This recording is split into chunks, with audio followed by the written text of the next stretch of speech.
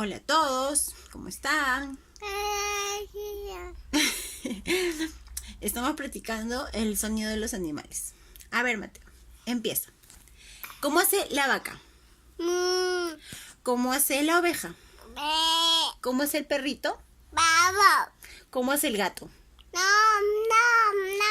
¿Cómo hace el pollito? ¿Cómo hace el caballo? ¿Cómo hace? ¿Cómo hace el chanchito? ¿Cómo hace el lobo? Au. ¿Qué más? Ya. ¿Qué más? ¿Algo más? Estamos olvidando. El cocodrilo. El dinosaurio.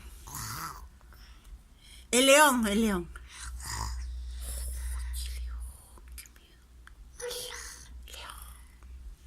Bueno, ya. Eso es todo por el momento. Ese fue el sonido de los animales. Nos despedimos. Despídete, mi amor. Chao. Hasta pronto.